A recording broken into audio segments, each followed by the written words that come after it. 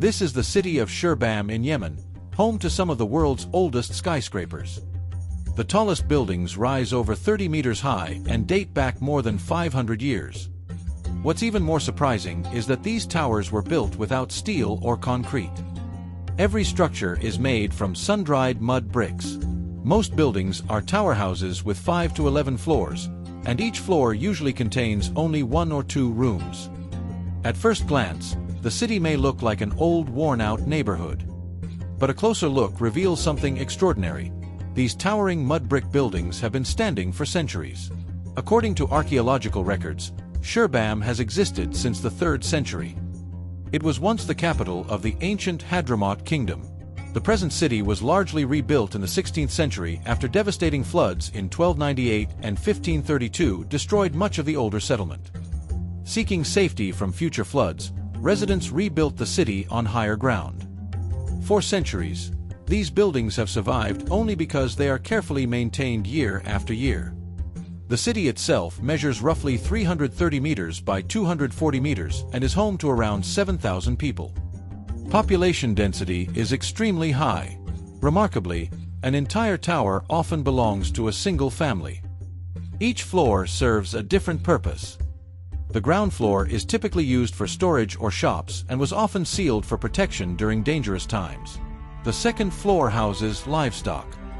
The third floor serves as a men's reception area, while the fourth floor is reserved for women and family activities and often contains the kitchen. The upper floors are used as bedrooms. Looking around the city, one question naturally comes to mind. If there is so much open land nearby, why did people build such tall and narrow houses? The answer lies in geography. Most of Yemen's population lives in the western mountains or along the coast near cities like Sana'a and Aden. Much of the country's interior consists of harsh desert, making permanent settlement difficult. However, settlements like Shibam developed in fertile valleys carved by seasonal rivers. Although these riverbeds remain dry for most of the year, they fill with water during the rainy season. People learned to store this water for drinking and irrigation. Because of its access to water, Shibam became an important stop on ancient trade routes connecting Africa, the Middle East, and India. As merchants and travelers passed through, more people settled here. For protection against invaders and wild animals, ancient communities preferred living on elevated ground. Where natural hills were unavailable, they built upward instead. Archaeological evidence suggests that people in this region were already constructing 4-story buildings nearly 2,000 years ago. The climate also influenced the city's design. Temperatures often exceed 40 degrees Celsius (104 degrees Fahrenheit), so buildings were constructed close together to create shade. As the population grew and space became limited, residents simply continued building higher. A lack of construction materials also played a major role. There were few trees available for timber, while local stone was too hard and difficult to work with. As a result, builders relied on local materials such as sand, clay, and straw. In some cases, animal manure was added to strengthen the bricks.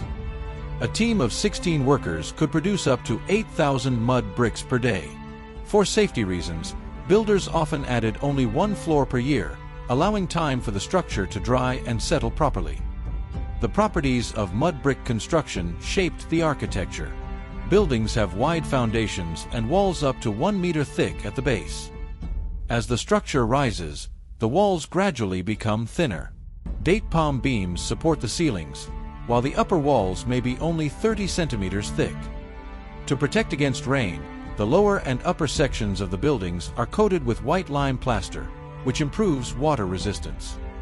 These design choices make the buildings remarkably well suited to the local climate. Thick mud walls provide natural insulation, keeping interiors cool during scorching summers. The tall towers also shade one another, reducing heat exposure. White lime plaster reflects sunlight efficiently, but it was expensive. For that reason, only wealthy families and important buildings, such as mosques, could afford extensive white coatings. Residents also expressed social status through craftsmanship. Beautifully carved wooden doors and window frames decorated the buildings, with each piece handcrafted and unique. Living in such tall buildings comes with challenges. There are no elevators, so residents must climb multiple flights of stairs every day.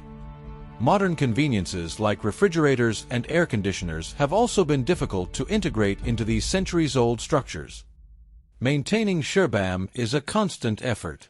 After every rainy season, residents apply fresh layers of mud plaster to protect the walls from erosion and water damage. Unfortunately, wars and floods have caused severe damage to many buildings over the years. With limited public funding available, restoration efforts often depend on international donations and preservation organizations. Today, Shibam is listed as a threatened World Heritage Site, and conservation work continues in hopes of preserving this extraordinary city for future generations. Often called the Manhattan of the desert, Shibam remains one of humanity's most remarkable examples of ancient urban planning and mud brick architecture. A city built from mud, standing strong for over 500 years. Shibam proves that incredible engineering existed long before modern technology. Shibam is more than just a city of mud brick towers. It is a living reminder of human creativity, resilience, and engineering. For over 500 years, these remarkable skyscrapers have stood against time, weather, and history itself. If you enjoyed discovering this incredible place, don't forget to like, subscribe, and turn on notifications for more amazing stories from around the world.